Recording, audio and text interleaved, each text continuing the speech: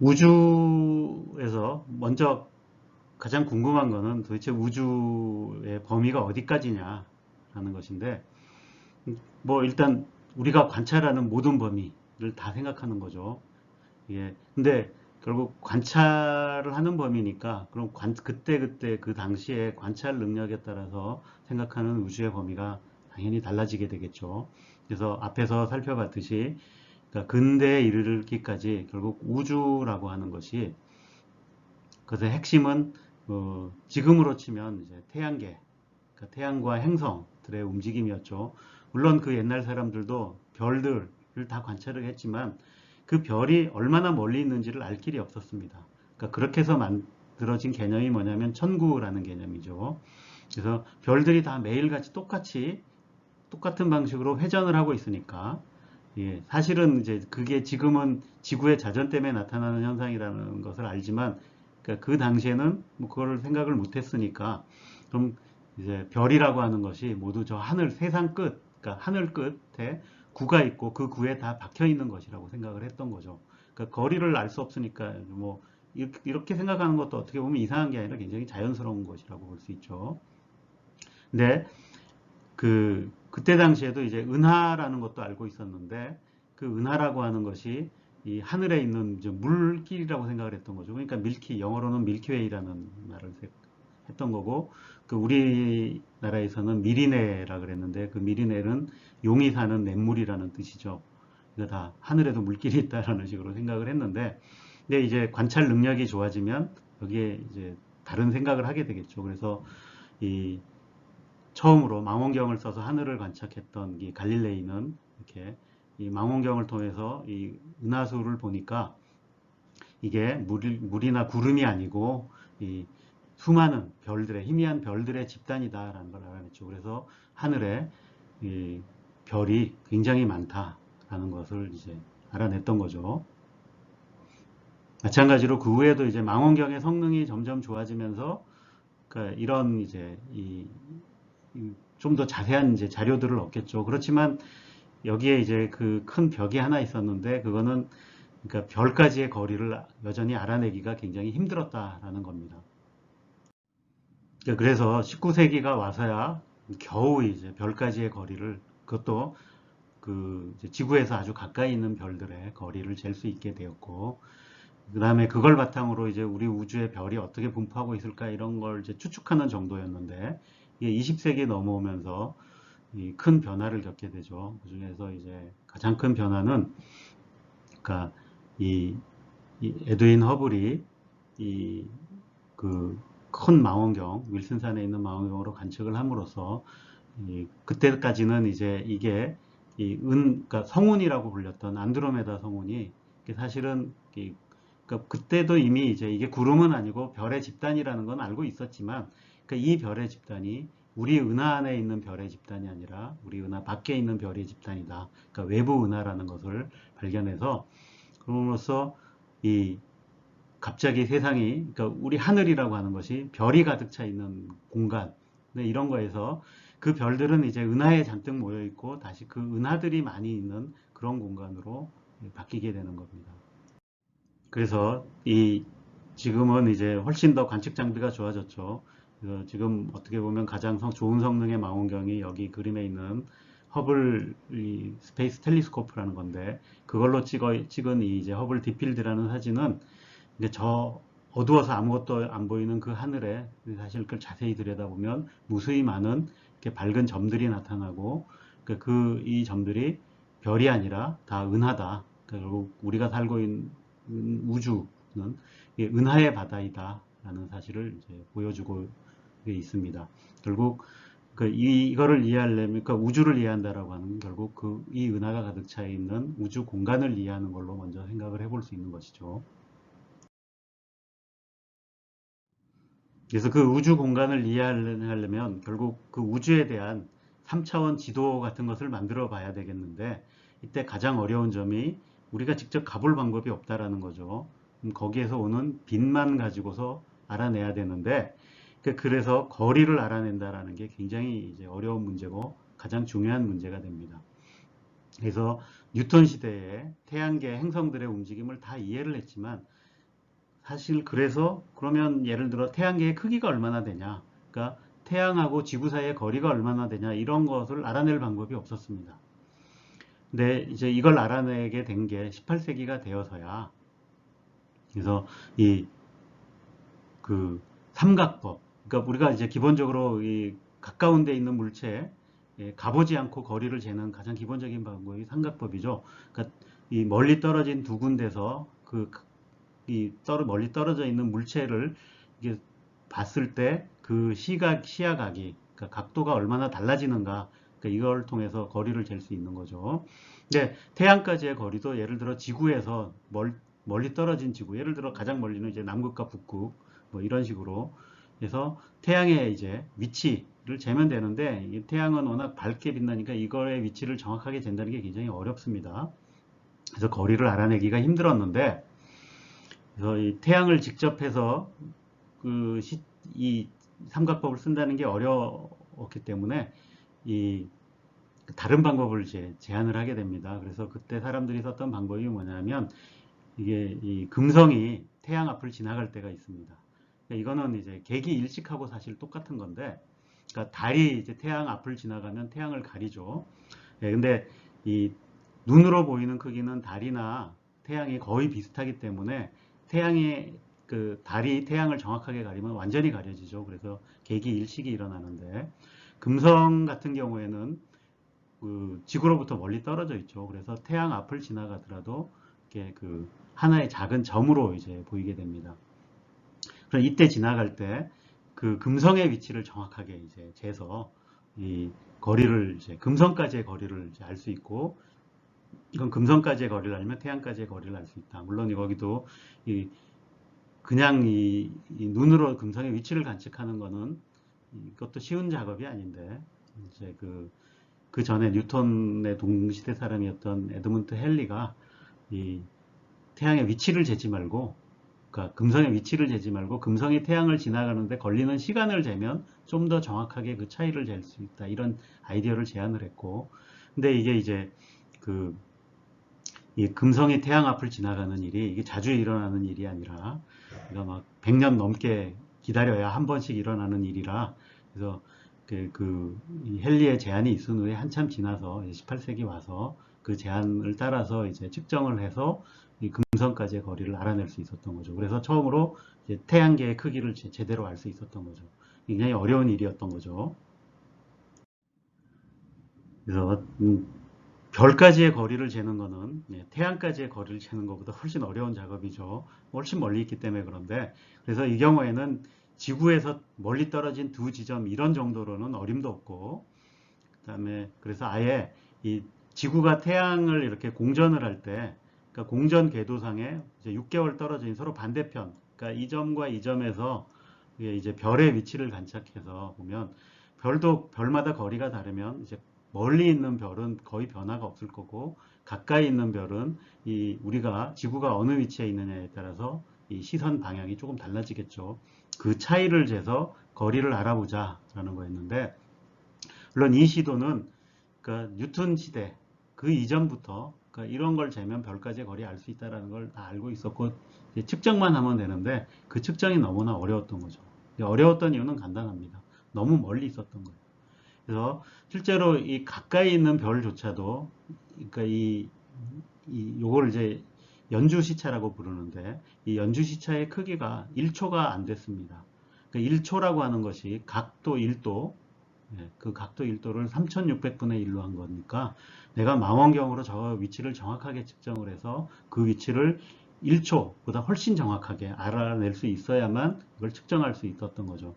근데 이 19세기에 와서야 그러니까 그런 위치를 정밀하게 잴 수 있는 장치들이 이제 등장을 해서, 그러니까 그 정밀 측정 장치를 이용해서 이 별까지의 거리를 잴 수 있었던 거죠. 그래서 실제로 이제 이 별들마다 거리가 다르다라는 것을 확인을 했고, 그래서 천구라는 개념은 이제 실증적으로 관측에 의해서 완전히 이제 부정되고, 우리 하늘이라고 하는 것이 이제 삼천이고 그 안에 별들이 이제 흩어져 있다.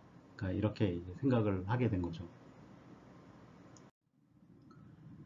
그 연주 시차를 통해서 별까지의 거리를 알아냈지만 그렇게 해서 알아낼 수 있는 거리를 알 수 있는 별은 그 지구로부터 굉장히 가까이 있는 근처에 있는 별들만 이제 알아낼 수 있습니다.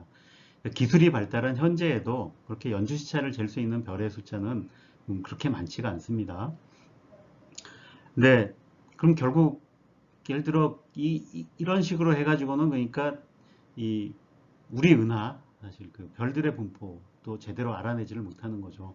그럼 이렇게 하늘의 모습을 제대로 알아내는 데는 뭔가 진짜로 이 브레이크 스루가 있어야 되는 거죠. 근데 그러니까 이 브레이크 스루가 그러니까 이제 20세기 초에 일어나게 됩니다. 그래서 이것은 뭐냐면, 그러니까 굉장히 멀리 떨어져 있는 별까지 거리를 잴 수 있는 방법을 찾아낸 거죠. 그래서 그게 이 세페이드 변광성이라는 별입니다. 그리고 이 세페이드 변광성이 이 거리를 이제 알아낼 수 있다는 그 방법을 찾아내신 분이 이 지금 여기 그림에 보여주는 헨리에타 리빗이라는 분입니다. 이분이 20세기 초에 저 세페이드 변광성을 이용하면 거리를 알아낼 수 있다라는 사실을 찾아낸 거죠. 그래서 이것이 어떻게 보면 현대 우주론, 지금 우리가 이해하고 있는 우주를 이해할 수 있게 되는데 정말 중요한 이 발걸음이 되었던 겁니다. 그래서 이분이 했던 일이 뭐냐면 그러니까 우리 은하에는 가까이 있는 작은 이제 두 개의 은하가 있는데 그걸 이제 마젤란 성운이라고 부릅니다. 지금 이제 마젤란 은하라고 하는데 작은 은하죠. 이 마젤란 은하에 있는 이 별 사진들을 계속 찍어서 그 별들을 일일이 꼼꼼하게 다 기록을 했던 거죠. 그래서 그 중에 이제 밝기가 변하는 별이 있는데 그 밝기가 변하는 별들을 다 기록을 했고 그 중에 이 세페이드 변광성을 이제 약간 한 50개 정도를 이제 찾아냅니다. 그래서 그 작업을 통해서 굉장히 오래 걸리는 지루한 작업이죠. 이거를 다 해내서 그 세페이드 변광성은 이 밝기하고 주기하고 사이에 일정한 관계가 있다라는 것을 찾아냅니다.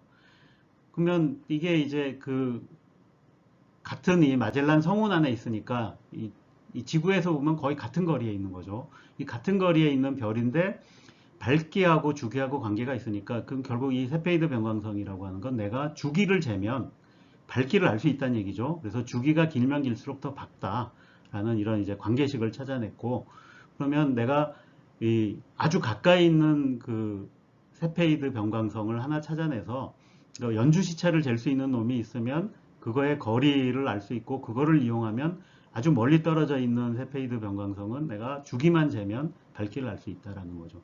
근데 이 세페이드 변광성은 태양보다 훨씬 밝은 별이라서 그러니까 멀리 있어도 그러니까 그 밝기를 어느 정도 잘 잴 수가 있고 그 다음에 그러니까 이 빛이 밝기가 변하는 주기를 재면 절대 밝기를 알 수가 있어서 거리를 재는데 쓸 수가 있다라는 것을 이제 알아낸 거죠. 그래서 정말 이게 놀라운 발견이었고 이 발견 덕에 우리가 우주를 향해서 한 걸음 더 나아갈 수 있게 되는 겁니다.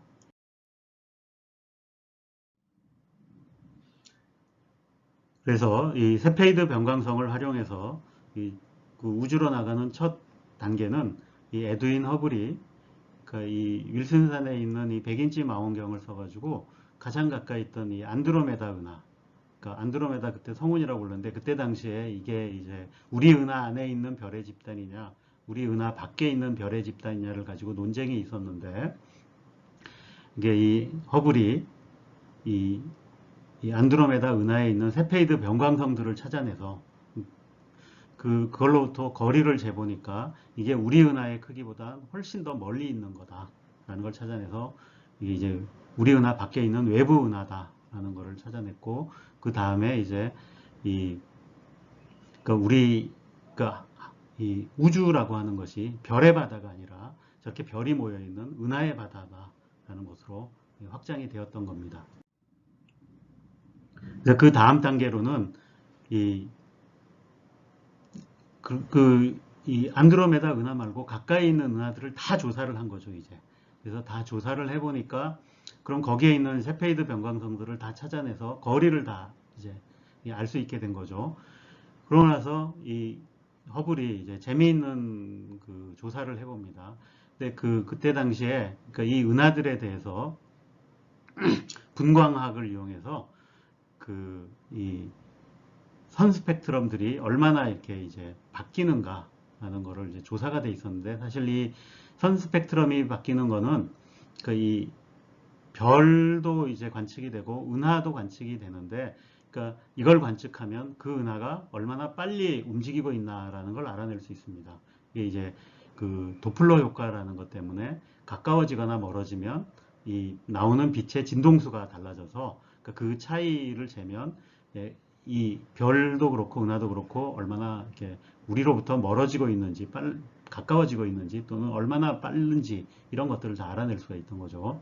근데 그 당시에 이미 그 은하들에 대해서 이, 이, 이 분광선들, 그러니까 그 흡수선들이 다 관측이 돼 있었고, 전반적으로 이 멀어지고 있다라는 것을 알고 있었는데, 이 허블이, 그러니까 이게 얼마나 빨리 멀어지고 있는가와 그 다음에 거리하고 이렇게 그래프를 그려봤더니 이 그림이 보여주는 이런 그래프를 이렇게 얻었는데, 그 그래프를 보면 이게 이제 이 x축이 여기서 이렇게 보면 알 수 있듯이 이제 이 거리를 나타내고, y축은 이것들이 움직이는 속력, 그러니까 우리가 얼마나 빨리 멀어지고 있나를 나타내는데, 그 사이에 대략적이지만 비례관계가 성립한다라는 걸 알아냈죠. 그래서 거리하고 멀어지는 속도가 비례한다라는 게 무슨 의미냐라는 것을 이제 그 당시에 천문학자들이 해석을 해냈죠. 이게 바로 우주가 팽창하고 있기 때문에 나타나는 현상이다라는 것을 이제 해석을 했고, 그래서 이 우리 우주가 이 팽창하고 있다라는 것을 이제 발견하게 된 겁니다.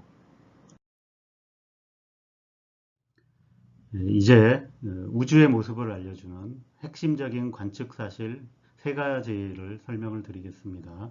첫 번째는 우리 우주가 팽창하고 있다라는 사실을 알려주는 관측입니다.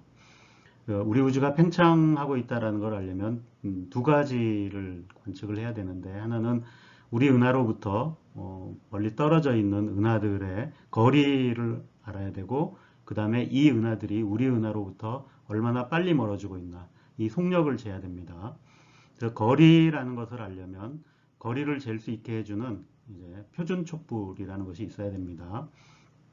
이 표준 촛불이라고 하는 것은 이 밝기를, 절대 밝기를 알 수 있어서, 그러니까 겉보기 밝기를 재서 이제 거리를 알 수 있는 이런 물체가 되고요.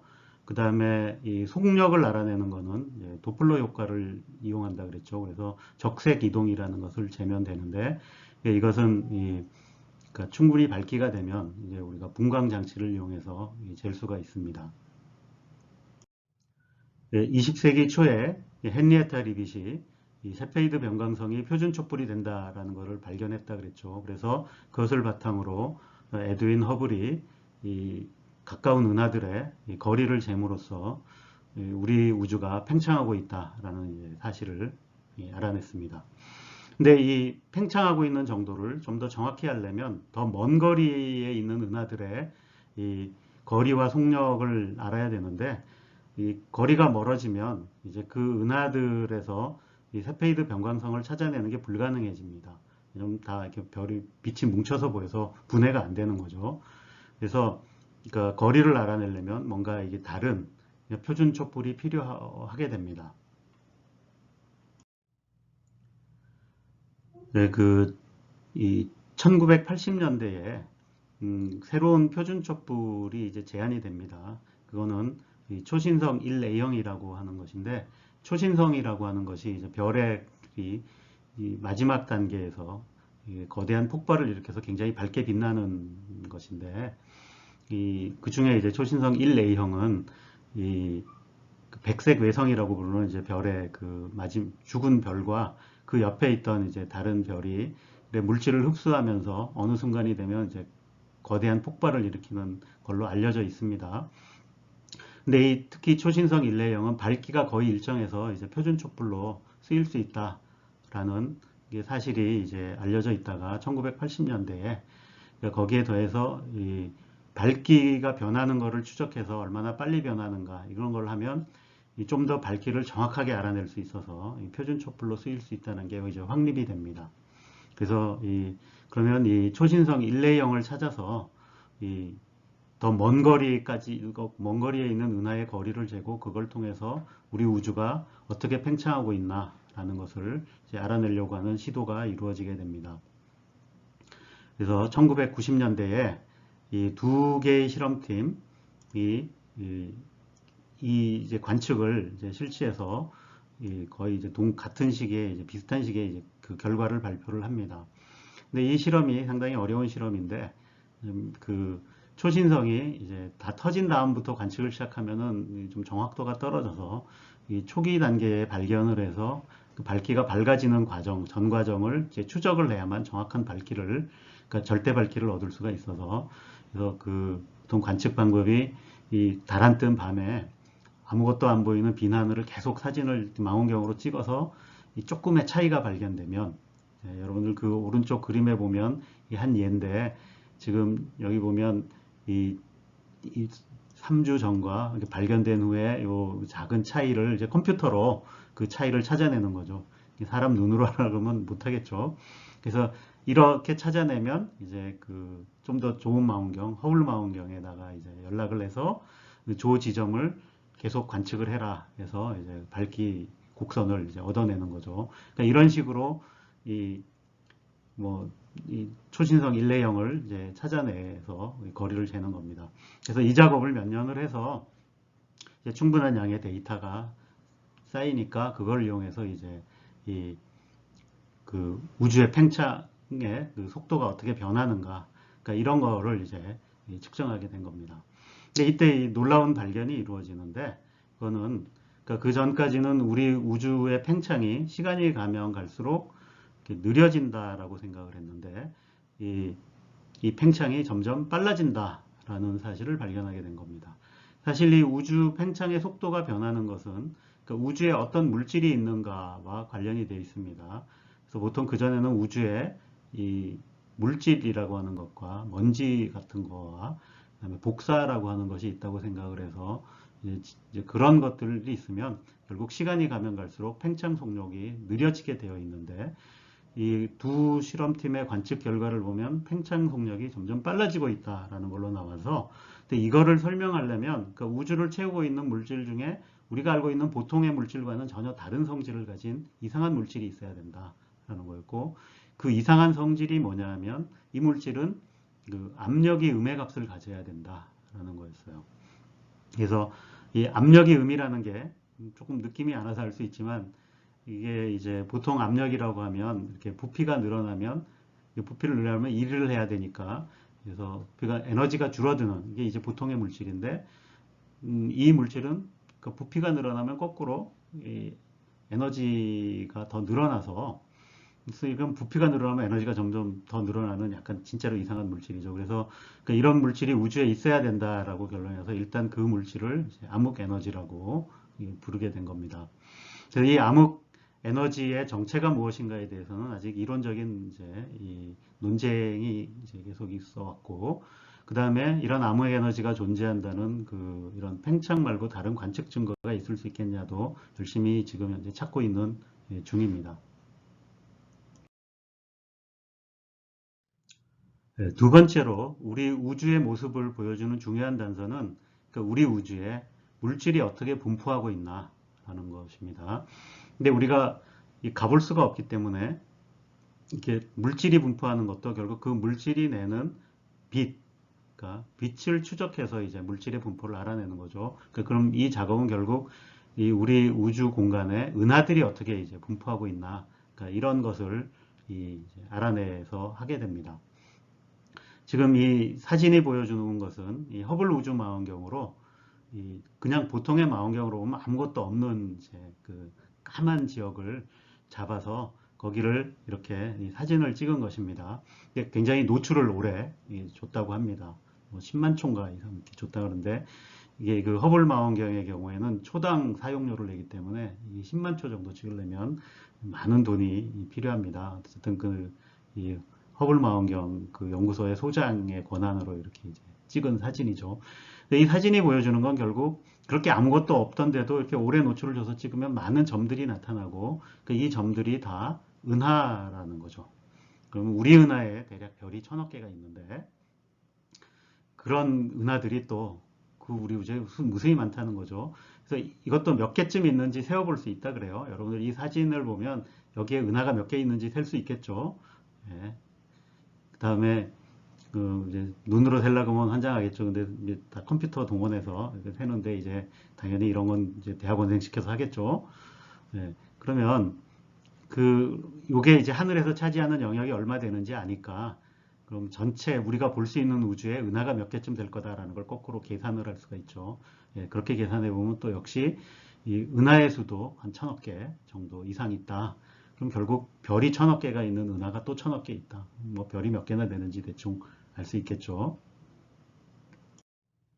자, 저렇게 은하가 많이 있다는 건 알았는데 그걸로 물질의 분포, 은하의 분포를 알려면 결국 그 은하의 방향은 우리가 어느 방향에서 관측이 되니까 알 수 있는데 거리를 알아야 된다는 어려운 점이 있죠. 그래서 저렇게 관측된 은하들의 거리를 재서 이제 3차원 지도를 그려보자라는 프로젝트를 하게 됩니다.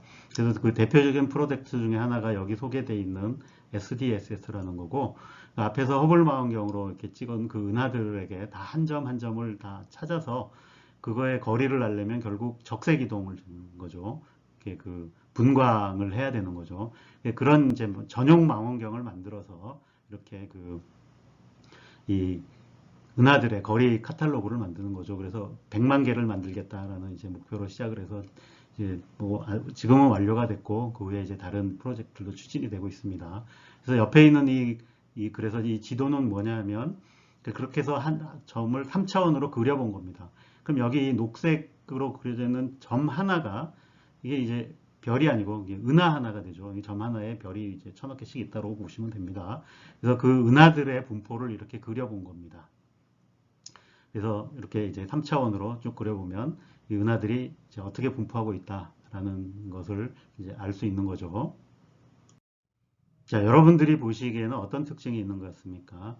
자, 우선 첫 번째로 내가 눈을 좀 넓게, 시야를 넓게 보면 그 은하들의 분포가 우주에 어디는 많고 어디는 적고 하지 않고 거의 골고루 퍼져 있다라는 걸 알 수 있죠. 그래서 큰 거리 척도에서는 균일하게 은하들이 분포한다라는 거고, 근데 자세히 들여다보면 그러니까 녹색이 진한 데가 있고 까만 데가 있죠. 그 얘기는 그 까만 데는 은하가 없다는 얘기죠.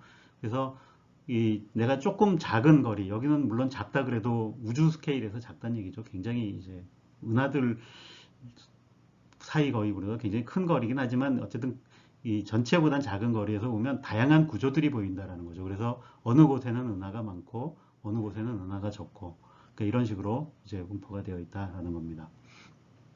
근데 이 은하 물질 분포에는 그 우리 우주에 이제 여러 가지 역사가 담겨 있습니다. 결국 이거를 통해서 우리 우주가 처음에 시작이 어떻게 됐고 어떤 과정을 거쳐왔으며 이제 그래서 현재의 모습이 이렇게 나온다라는 거였고 특히 이제 우리의 존재를 이해하는데도 굉장히 중요한 단서가 됩니다. 우리가 존재하려면 결국 별이라는 게 있어야 되고 그다음에 그 별은 은하에 속해 있고 하니까 이런 구조가 어떻게 만들어졌나를 이해하는데 그게 중요한데 그걸 이해하는 과정에는 이런 은하의 분포 지도가 꼭 필요한 거죠.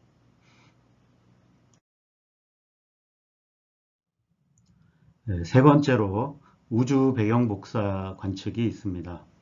앞에서 살펴본 두 가지는 우리 우주가 팽창하고 있다는 사실, 그 다음에 그 우주 안에 물질이 어떻게 분포하고 있다. 굉장히 직관적이죠. 그런데 이 우주 배경 복사의 관측은 이것이 무엇을 얘기하는지가 이렇게 단번에 명확하지 않죠. 그렇지만 앞에 두 개보다 우리 우주에 대해서 어쩌면 더 중요한 정보를 이제 얘기해 주고 있습니다. 자, 먼저 우주 배경 복사라는 게 뭔지 알아야겠죠. 이거는 그 1960년대에 이 펜지아스하고 윌슨이라는 두 분에 의해서 우연히 발견이 됐습니다. 이 두 분이 이 그림에 보이는 이 마이크로파 안테나를 써서 뭔가 해보려고 하다가 이 하늘에서 하늘의 모든 방향에서 이 마이크로파의 잡음이 들어온다라는 것을 이제 발견을 했고, 근데 그 잡음이 보니까 이 열복사 스펙트럼을 가지고 있더라라는 것을 이제 알게 됩니다.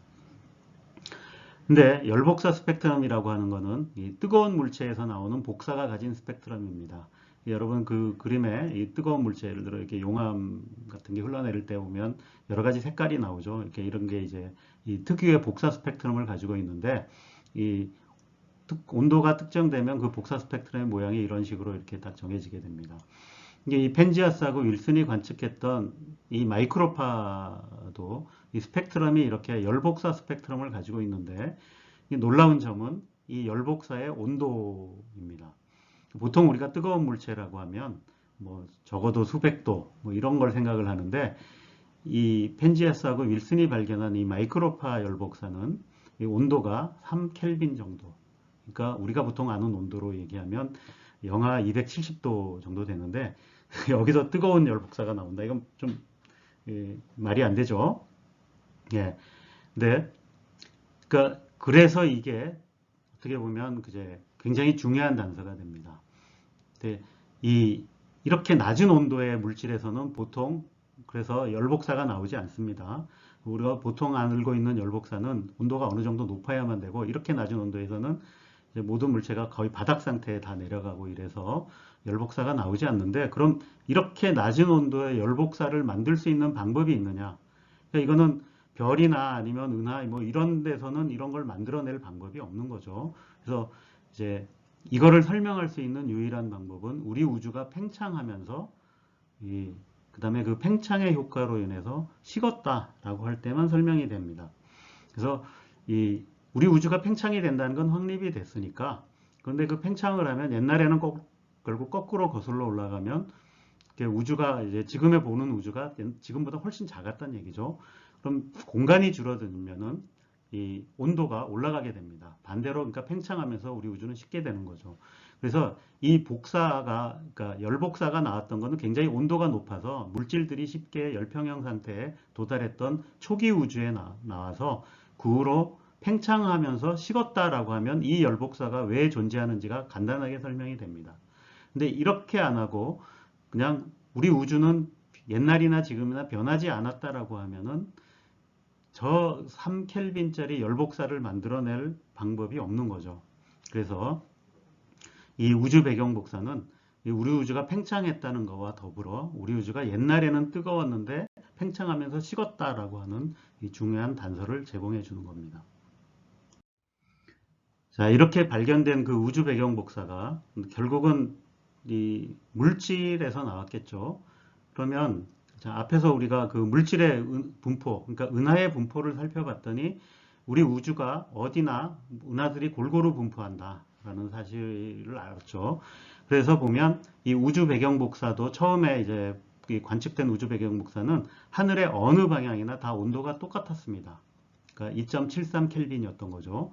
그런데 우리가 약간 더 들여다보면 그 은하의 분포도 어디는 은하가 더 많고 어디는 적고 하던 것들이 있었죠. 그러니까 조금 자세하게 들여다보면 물질이 많고 적고 하는 게 있는 거죠.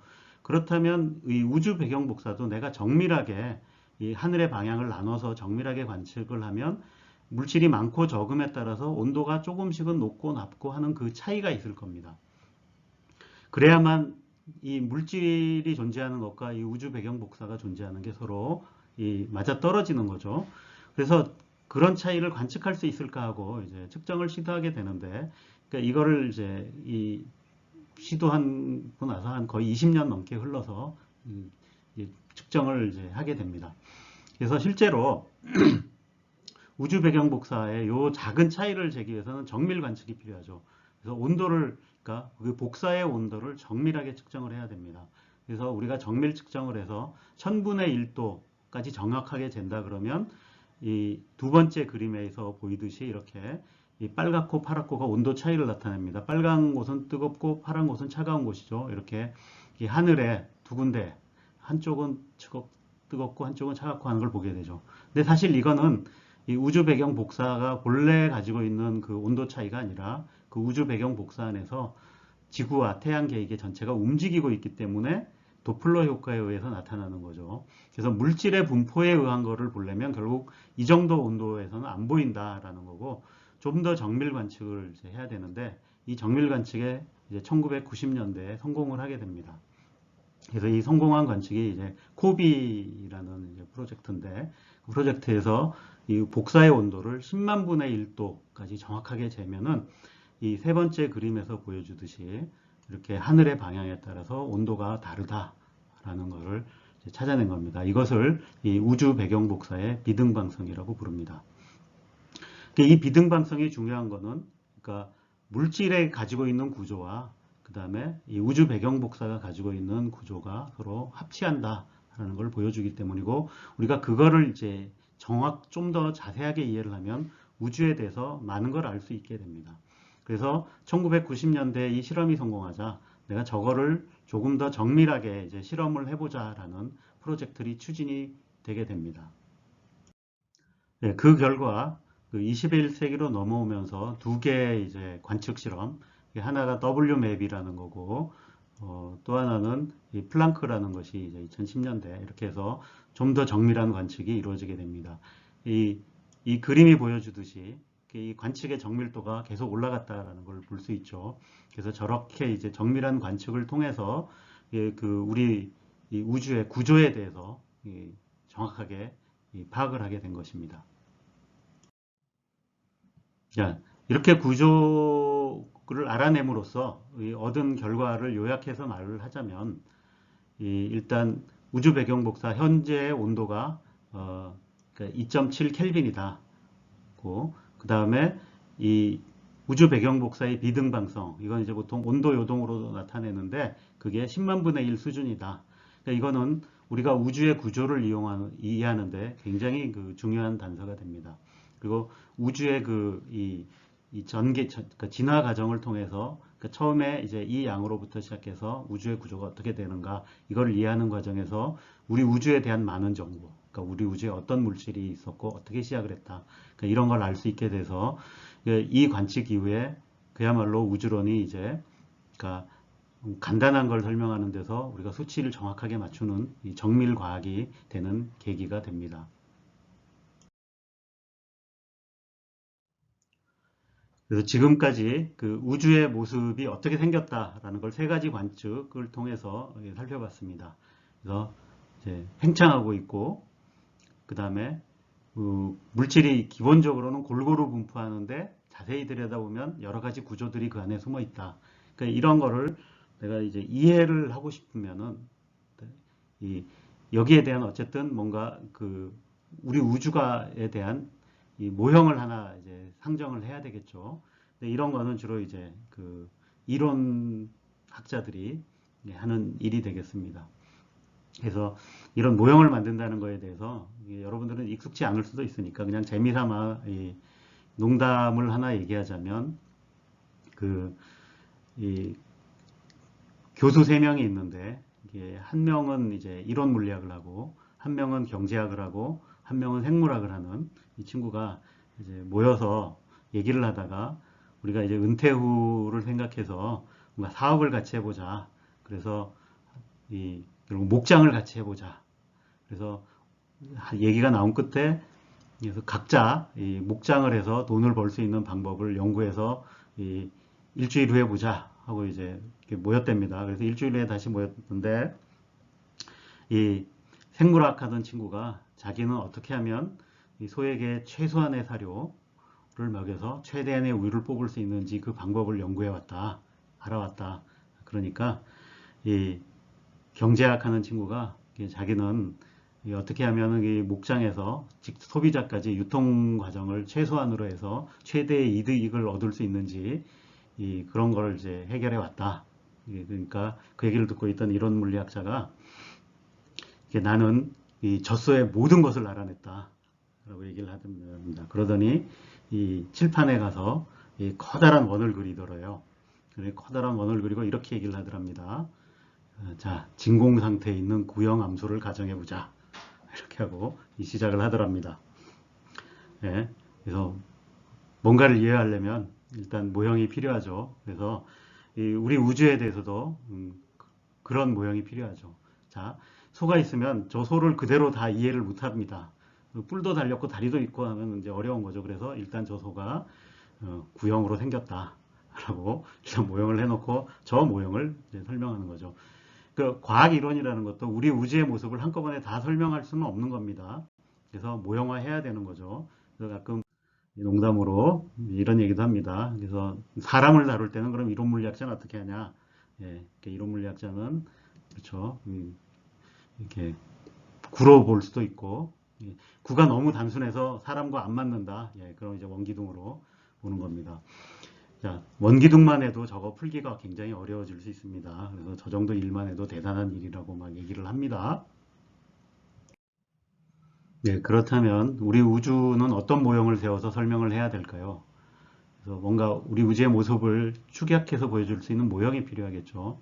근데 내가 이 우주에 대한 강의를 많이 하다 보니까 우리 우주의 모습과 가장 비슷한 게 뭔가를 찾아봤더니 바로 이 지구의 모습인 것 같더라고요. 그래서 이 지구가 우리가 잘 와닿잖아요. 그럼 이 지구에 대해서 이 지구가 어떻게 생겼다라고 이렇게 보십니까? 자, 우리가 지구는 큰 스케일에서 보면 공이죠. 큰 공이고 우리는 그 공의 구면 위에 이제 살고 있는데 내가 자세히 들여다보면 작은 거리 척도에서는 뭐 산도 있고 강도 있고 이렇게 표면에 이제 구조들이 있는 거죠. 그 다음에 이 자전하고 있죠. 그 다음에 지구에는 또 태양이라는 중요한 요소가 있어서 이 태양에서 빛을 받아야만 그 안에 뭐 재미있는 일들이 많이 일어나는 거죠. 그래서 우리가 앞에서 이 봤던 그 우주의 모형도 살펴보면은 큰 거리에서 보면 그러니까 우리 우주는 균일하다. 그리고 등방이라는 말은 어느 방향으로 봐도 다 똑같다.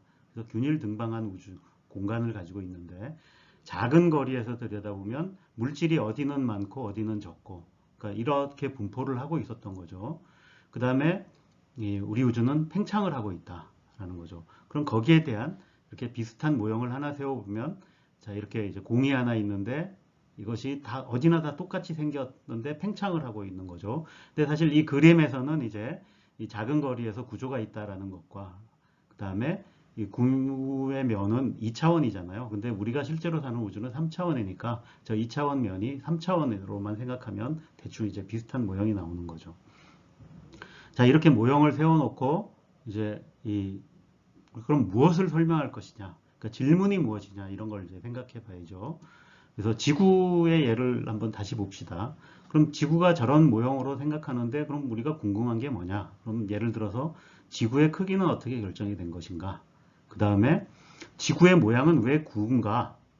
뭐 정육면체나 아니면 삼각형 이런 게 아니고 그 다음에 지구는 왜 자전하고 있는가?